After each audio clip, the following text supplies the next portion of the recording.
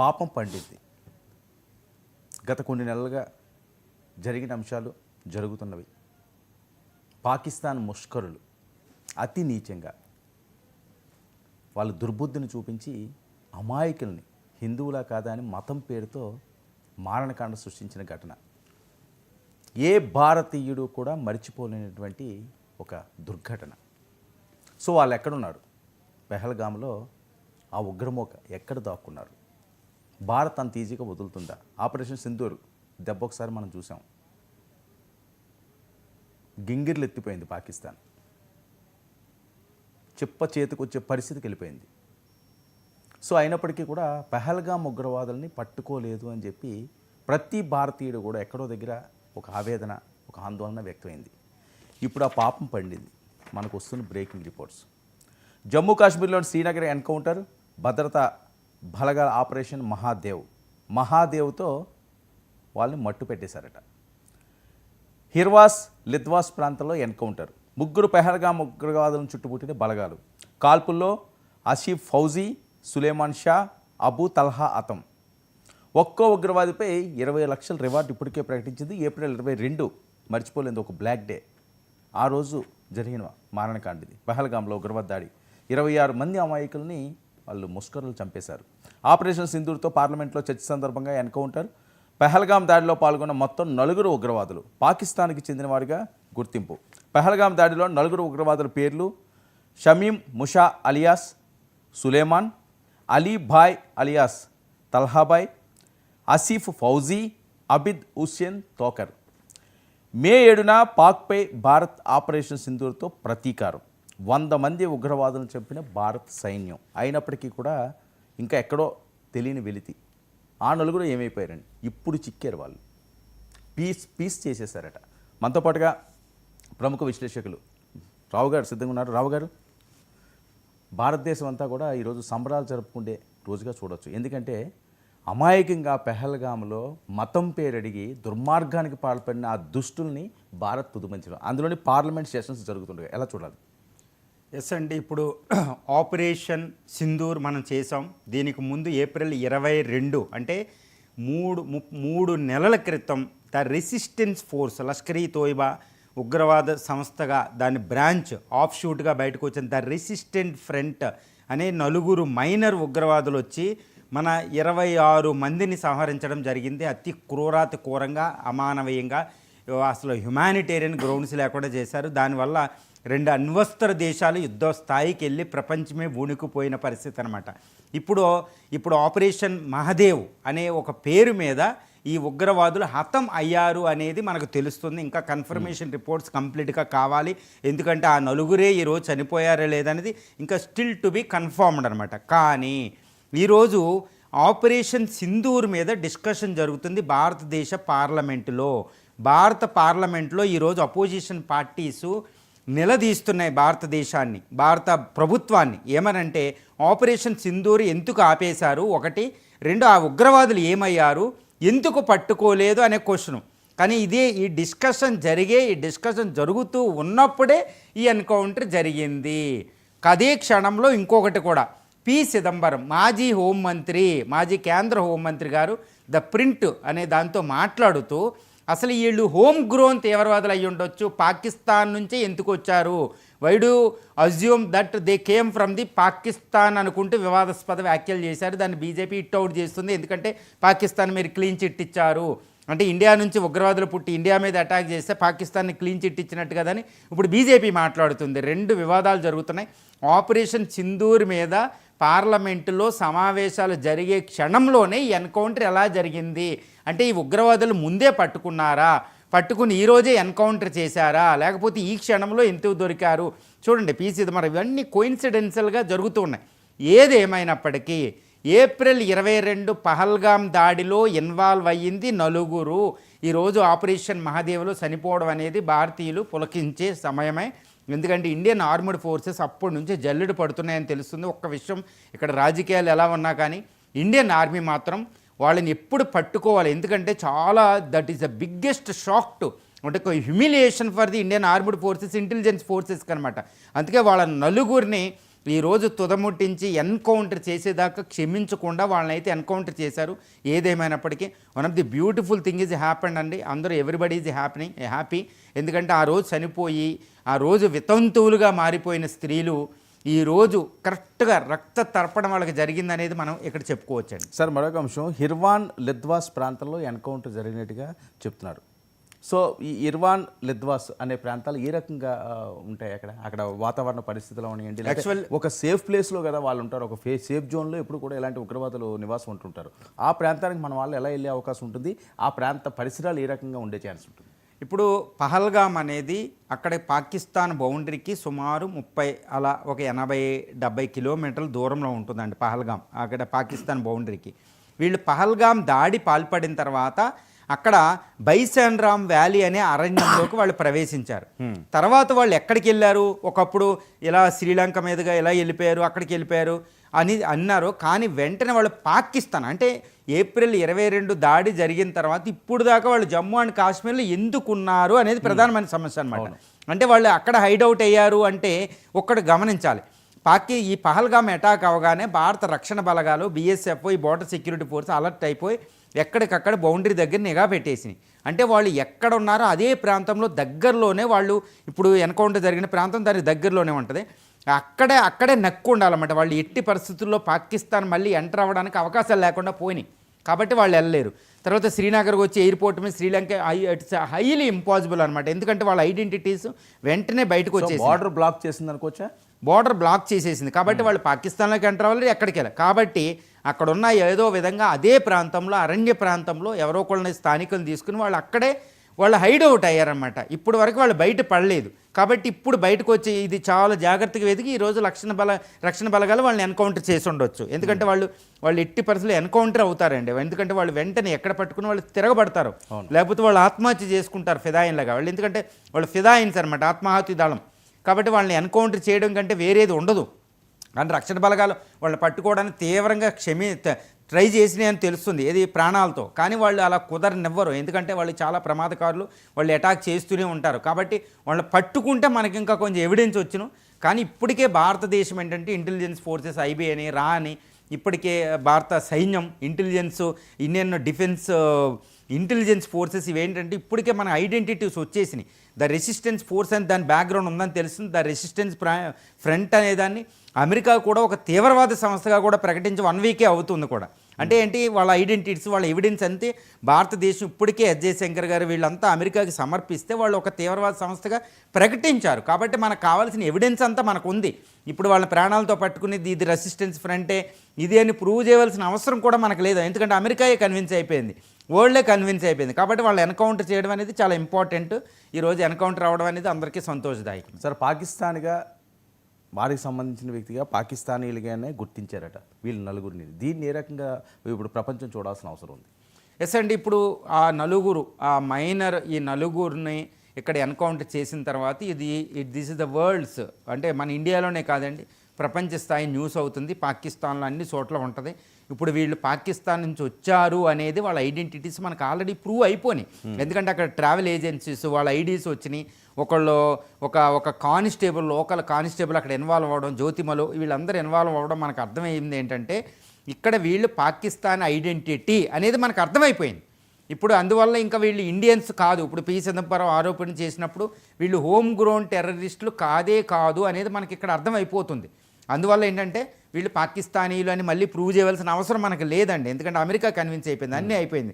వాళ్ళ పాకిస్తానీ పీపుల్ వాళ్ళకి ఇప్పుడు ఇంకా కావాలి అనుకుంటే పాకిస్తాన్ ఆరోపణ చేసింది అనుకోండి, ఏమని వీళ్ళు మా వాళ్ళు కాదు, మా పాకిస్తానీలు. ఎందుకంటే హసాబ్ని మనం ఉరి తీసినప్పుడు దొరికితేనే వీడు మా పాకిస్తానీ కాదని పాకిస్తాన్ చెప్పింది. ఎందుకంటే వాళ్ళ ఫ్యామిలీ మెంబర్స్ అక్కడ ఉండేని, వాళ్ళు పాకిస్తాన్ మా వాళ్ళు కాదంటది. కార్గిల్ వారు జరిగితే వాళ్ళు చనిపోతే ఈ కార్గిల్ ద్రాసులోకి ఇన్ఫిల్ట్రేట్ అయిన వాళ్ళు మనం చంపేస్తే కనీసం వాళ్ళ శవాలను తీసుకెళ్ళడానికి కూడా పాకిస్తాన్ ఆర్మీ పాకిస్తాన్ రాలేదు. ఎందుకంటే శవాన్ని తీసుకెళ్తే మా వాళ్ళే అన్నవాల్సి వస్తాని. కాబట్టి ఈ నలుగురిని పాకిస్తాన్ బుకాయిస్తుంది. ఎట్టి పరిస్థితులు వీళ్ళు మా వాళ్ళు కాదనే చెప్పిద్ది. కానీ మనకు వీళ్ళు పాకిస్తానీలేని ప్రూవ్ చేయవలసిన అవసరం మనకు లేదు. ఎందుకంటే ఇక్కడ ఒక విషయం అండి, ఇప్పుడు వీళ్ళు ఇండియా నుంచి వచ్చారా, పాకిస్తాన్ నుంచి వచ్చారా, జమ్మూ అండ్ కాశ్మీర్ నుంచి వచ్చారా అనేది కాదు. వీళ్ళైతే ద రెసిస్టెన్స్ ఫ్రంట్, లష్కర్-ఈ-తోయిబాకు అనుబంధ సంస్థ అని ద రెసిస్టెన్స్ ఫ్రంట్ పంపిస్తే వచ్చారు. వాళ్ళు ఎక్కడి నుంచి వచ్చారు దట్ ఇస్ మన క్వశ్చనే కాదు.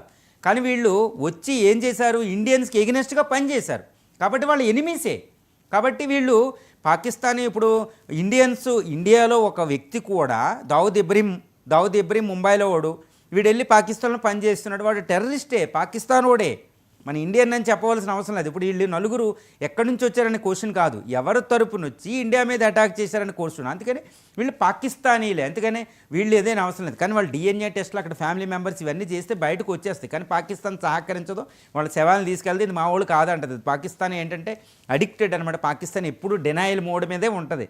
కాబట్టి వీళ్ళు పాకిస్తానీలే అని ప్రూవ్ చేయవలసిన అవసరం మనకు లేదు. ఎందుకంటే ఇండియన్స్ ఎగ్నెస్ట్గా వాళ్ళు పనిచేశారు, ప్రపంచం అంతా చూసింది, ప్రపంచం అంతా నమ్మారు, భారత గవర్నమెంట్ దాన్ని ప్రూవ్ చేసి చూపించింది. కాబట్టి వీళ్ళు చచ్చారు, అంతవరకు అయిపోయింది. సో లష్కర్ తోయిబాకి భారత్ దెబ్బ మరోసారి రుచి చూసినట్టేనా?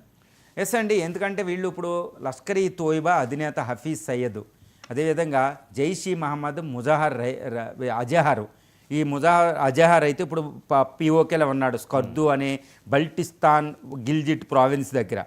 వాడు చాలా దొంగ. ఎందుకంటే 2001 భారత పార్లమెంట్ మీద attack, Jammu and Kashmir attack, 2008 Mumbai మీద అటాకు, గుర్తుపెట్టుకోవాలి. వాడు చాలా డేంజరస్ ఫెలో. పుల్వామా, యూరి, ఇన్ని అటాకులు వెనకాల ఉన్నాడు. వాడు మాట్లాడితే 1000 మంది ఉంటే 1000 మందిని కూడా వాడు వాగ్దాటితో ఈ మతతత్వం ఇండాక్ట్రినేషన్ టెర్రరిస్టులు చేయగలడు, అంత శక్తివంతుడు వాడు. కాబట్టి వాళ్ళంటోని చంపేయాలి. అంటే నేను అంటున్నాను కాదండి, అజహరు, ఈ హఫీజ్ సయ్యద్ ఇలాంటి వాళ్ళు మత మౌఢ్య వాళ్ళు, త్రాసుపాములు, నాగుపాములు లాంటి వాళ్ళు ఉండకూడదు. ఇప్పుడు ఇజ్రాయెల్ చేస్తుంది చూడండి, ఏం చేస్తుంది మొసాద్. అలాగే ఈ హఫీజ్ సయ్యద్, అజహర్ చనిపోయేంత వరకే భారత పాకిస్తాన్ మధ్య శాంతి ఉండదు, పాకిస్తాన్లో కూడా శాంతి ఉండదు. భారతదేశానికి అతిపెద్ద శత్రువు, పాకిస్తాన్ కంటే డేంజరస్ శత్రువులు ఈ హఫీజ్ సయ్యద్, అజహర్, మసూద్ అజహర్ లాంటి వాళ్ళు. వీళ్ళు ఇప్పుడు జమ్మూ అండ్ కాశ్మీర్లో ఈ స్కర్దు నుంచి భారత్ మీద మళ్ళీ అటాక్ చేయడానికి ట్రై చేస్తున్నాడు. భారతదేశం బెదిరిస్తుంది, పాకిస్తాన్ నువ్వు వస్తే మేము అటాక్ చేస్తామని. కానీ వాడికి అది పట్టదు. వాడేంటంటే పగతో రగిలిపోతాడు. వాడు ఫ్యామిలీ మెంబర్స్లో 10 మంది కూడా మనం భారతదేశం బహవల్పూర్ మీద అటాక్ చేసినప్పుడు చనిపోయారు 10 మంది. ఇప్పుడు వాడు రగిలిపోతున్నాడు, భారత రక్తాన్ని పొర్లించాలని ఉన్నాడు. కాబట్టి మసూద్ అజహర్ వెంట కూడా ఇప్పుడు భారతదేశం అనేది వెంటబడుతుంది. వాడు ఎక్కడున్నాడు చూస్తున్నారు, హైడౌట్ చూస్తున్నారు, వాడు ఎలా ట్రావెల్ చేస్తున్నారు చూస్తున్నాడు. బహవల్పూర్ నుంచి స్కర్దు 1000 కిలోమీటర్లు వాడు వెళ్ళాడు. కాబట్టి వాడు వెనకాల వాడిని డ్రోన్తో అటాక్ చేయాలని కూడా భారతదేశం ట్రై చేస్తుంది. మనం ఏంటంటే ఈ నలుగురు చంపేయడం కాదండి, మనకు కావాల్సింది ఏంటంటే ఈ లష్కర్ ఈ తోయిబా అధినేత హఫీజ్ సయ్యద్, జైష్ ఈ మహమ్మద్ అధినేత మసూద్ అజహరు అసలైన చంపితేనే లష్కర్ ఈ తోయిబా, జైష్ ఈ మహమ్మద్ తుదముట్టించబడతాయి. అప్పటి వరకు మనం నిద్రపోకూడదు. వాళ్ళు పంపిన టెర్రరిస్టులు లక్షల మంది ఉంటారు, వాళ్ళకి దాని ప్రాబల్యాన్ని గురయ్యేవాళ్ళు 1000 మంది ట్రైన్డ్ ఉన్నారు. వాళ్ళని చంపితే కాదు, ఆ సైన్యాన్ని, ఆ కోబ్రా తలను నరకాలి. ఇజ్రాయెల్ ఎలా నరికిద్దో అలా నరికితేనే మన రావు పైగించి హఫీజ్ సయ్యద్ వీళ్ళని చంపేయాలి. అప్పుడే వాళ్ళని ఎన్కౌంటర్ చేసినోడు అసలైన ఉత్సవం చేసుకోవాలి. అప్పటి వరకు మనకు డేంజర్ ఉన్నట్టు. సో ఇండియాలో వాళ్ళ మూలాలు ఇంకా ఉన్నాయంటారా? స్లీపర్ సెల్స్ కానీ లేకపోతే వాళ్ళు పంపించిన వాళ్ళు కానీ ఏమన్నా దాడులు చేయడానికి ఇంకా ఈ ప్రాంతంలోనే వాళ్ళు దొంగ దెబ్బ కొట్టడానికి ఉన్నారంటారా? ఎస్ అండి, ఇప్పుడు జియావుల్ హక్ అంటాడనమాట, వీ విల్ బ్లీడ్ ఇండియా, మేము ఎక్కడికక్కడ స్లీపర్ సెల్ పెట్టామని. వాళ్ళు హఫీజ్ సయ్యద్, జైష్ ఈ మహమ్మద్, లష్కర్ ఈ తోయిబా వీళ్ళకి సంబంధించిన మూలాలు భారతదేశంలో తప్పకుండా ఉంటాయండి. ఎందుకంటే వాళ్ళు పంపించిన టెర్రరిస్టులు ప్రతిరోజు ఈ జమ్మూ అండ్ కాశ్మీర్ బోర్డర్ ఎలా ఉంటుంది అంటే మౌంటైనియస్ టెరిటరీ, -30 డిగ్రీ సెంటిగ్రేడ్ ఉంటుంది. ఈ పీర్ పంజాల్ రేంజ్ అనేది గ్రేటర్ హిమాలయస్ ఉంటాయి, అరణ్యం. మన లక్షల మంది సైన్యం అక్కడ ఉన్న ఆ బౌండరీ దగ్గర కంప్లీట్ కాపలా రాయడం కుదరదు. కాబట్టి ఆ పైనుంచి వాళ్ళు ఇన్ఫిల్ట్రేట్ అవుతారు. ఎప్పుడు టెర్రరిస్టులు జమ్మూ అండ్ కాశ్మీర్లో ఉంటారు, మనం వెతికినట్టు ఎక్కడికక్కడ ఉంటారు. హైదరాబాద్, ముంబై పెద్ద పెద్ద సిటీస్లో వాళ్ళు ఉంటారు. చూడండి, తమిళనాడులో పట్టుకుంటున్నాం, ఈ ఆంధ్రప్రదేశ్లో కొంతమంది పట్టుకుంటున్నాం. వాళ్ళ ప్రాబల్యం, మత బౌఢ్యానికి గురయ్యి మన దేశంలో కూడా కొంతమంది హోమ్ గ్రోన్ టెర్రరిస్టులు తయారవుతారు. ఇప్పుడు చూడండి, డెక్కన్ ముజాహిద్దీన్ వాళ్ళ మనం కూడా బ్యాన్ చేస్తూ ఉంటాం. అంటే వాళ్ళు ఎక్కడున్న విషం చిమ్తారు, ఆ విషయాన్ని మనం గురి కాకూడదు. ఇప్పుడు రోహింగ్యాస్ అని బంగ్లాదేశ్ నుంచి వచ్చే అమాయకుల్ని వాళ్ళు ISIS ట్రైన్ అప్ వేస్తే, ఫేక్ కరెన్సీ ఇస్తుంది, డ్రగ్స్ వ్యాపారం చేస్తుంది. కాబట్టి ఆ మూలాలు మన దగ్గర ఉంటాయి. వీళ్ళు ఎక్కడున్నా వాళ్ళు మనకి శత్రువులే. వాళ్ళ ప్రాబల్యంతో భారతదేశంలో తయారైన ఒకడు కూడా మనం పాకిస్తానీగానే పరిగణించాలి, దావుద్ ఇబ్రహీం లాగా మనం తయారైన. కాబట్టి వాళ్ళు డేంజరస్ ఫెలో. మసూద్ అజహరు, హఫీజ్ సయ్యద్ని ఎన్కౌంటర్ చేసేంతవరకు ఏదో ఇజ్రాయెల్ మసూద్ చేసి అంటే శత్రు దేశంలోకి ఇల్లు కూడా సంహరిస్తుంది అనమాట, ఆఫ్రికా, ఇరాన్ ఎలాగా. అలా విధంగా మనం మొసాద్ లాగా మన పనిచేసి మెయిన్ తీవ్రవాదుల్ని చంపాలి. అప్పుడే మన భారత సైన్యం ఒక దేశంతో యుద్ధాలను తప్పించి మన ఎకనామిక్ గ్రోత్ మీద గురి పెట్టగలుగుతాం. అంత శక్తివంతం అండి వాళ్ళు. మన పాకిస్తాన్ కంటే డేంజరస్ ఫెలోస్ వీళ్ళిద్దరూ. ఇలా ఒక అరడజన్ టెర్రరిస్టులు ఉంటారు, వాళ్ళని సంహరించాలి, వాళ్ళని ఎన్కౌంటర్ చేయాలి. అవసరమైతే మన ఏజెంట్లైనా వాళ్ళని అక్కడికక్కడైనా ఎన్కౌంటర్ చేసి రావాలంతే. అంటే హఫీజ్ అజహర్ అంత దొరికే ప్లేస్లో ఏదైతే సేఫ్ జోన్లో లేరంటారా వాళ్ళు ఎంత సేఫ్ అన్నప్పుడు చూడండి, మసూద్ అజహర్ ఈ బహావల్పూర్ నుండి వాడు స్కర్దు బల్టిస్తాన్ గిల్జిట్ ప్రావిన్స్కి పిఓకేకి 1000 కిలోమీటర్లు ట్రావెల్ చేశాడు. వాడు అక్కడ ఉన్నట్టు మనకు ఆధారం దొరికింది, రీసెంట్గా వచ్చింది. అదేవిధంగా కానీ బిలావల్ భుట్టో అక్కడ లేడంటాడు. వాళ్ళు పాకిస్తాన్లోనే ఉంటారు, వేరే చోట వాళ్ళకి సేఫ్టీ ఉండదు, వాళ్ళకి భయంకరమైన సెక్యూరిటీ ఉంటుంది. ఎంత సెక్యూరిటీ ఉన్నా అనేది కృతనిశ్చయంతో పనిచేసినప్పుడు మొసాద్ లాగా మనం వాళ్ళని చంపగలుగుతాం. వాళ్ళకి కూడా చూడండి ఇజ్రాయెల్ టెక్నాలజీ, ఇజ్రాయెల్తో మనకి మంచి సత్సంబంధాలు ఉన్నాయి. పేజర్ బాంబ్ అని, మొబైల్ బాంబ్స్ అని ఎన్నో రకాలు ఉంటాయి. ఒక ఐఆర్జీసీ ఇది ఇస్లామిక్ రిపబ్లిక్ గాడ్స్ కాప్స్ అధినేతనే ఈ ఇజ్రాయెల్ సంహరించిందంటే అధినేతలని, న్యూక్లియర్ సైంటిస్టులని మనకి కూడా పెద్ద ఇష్యూ కాదు ఇప్పుడున్న టెక్నాలజీతో. సో భారత్ ఏంటంటే ప్రీఎంప్టివ్గా, ప్రోయాక్టివ్గా వాళ్ళని ఎన్కౌంటర్ చేయగలగాలి. ఈ నలుగురిని ఎన్కౌంటర్ చేసిన, 100 మందిని ఎన్కౌంటర్ చేసిన, ఎన్ని చేసినా బ్లీడింగ్ అవుతూనే ఉంటుంది. నేను చెప్పాను కదండి, 2001 నుంచి వాడిని ఐసీజీ 1999లో మన ఇండియన్ ప్లేన్ హైజాక్ చేసి కాందహార్ తీసుకెళ్తే మన విదేశాంగ మంత్రి ఫ్లైట్లో తీసుకెళ్ళి మన ఫ్లైట్ తీసుకున్నాం. వాడిని రిలీజ్ చేసిన తర్వాత జేఈఎం స్థాపించారు, లష్కర్ ఈ తోయిబా స్థాపించాడు వాడు, జైషీ మహమ్మద్ని. ఇప్పుడు స్థాపించి అక్కడ నుంచి భారత parliament, Jammu and Kashmir attack, operation Parakram Vajpayee government టైంలో వాడు చిన్నదే 10 మంది టెర్రరిస్టులతో అటాక్ చేస్తే 10 మంది కోసం మనం 5 లక్షల ఆర్మీని బౌండరీ దగ్గర పెట్టాం. ఎన్ని వేల కోట్ల ఖర్చు, భారత పాకిస్తాన్ యుద్ధంలో వెళ్ళిపోయినాయి, వాడే పెట్టాడు. జమ్మూ అండ్ కాశ్మీర్ అసెంబ్లీ మీద అటాక్ చేసినప్పుడు అదే పరిస్థితి. 2008లో వాడు పంపించిన అబుల్ ఖజాపు వీళ్ళు అటాక్ చేస్తే 2008 ముంబై మీద అటాక్ జరిగితే మేహం వస్తే ఇండియాలో 120 కోట్ల మంది ఆగిపోవలసి వచ్చింది. ఇండియాలో 2-3 రోజులు భయభ్రాంతులు చేశాడు వాడు ఇండియాని.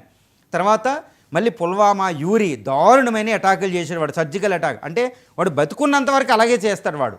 అంటే మసూద్ అజహర్ని మనం ఒక పాకిస్తాన్ కంటే ఎక్కువ శత్రుగా ప్రవేశించాలి. ఎందుకంటే వాళ్ళు దేశ అధ్యక్షులు, వాళ్ళ పాకిస్తాన్ ప్రధానులు కూడా వాళ్ళని ఆపలేరు.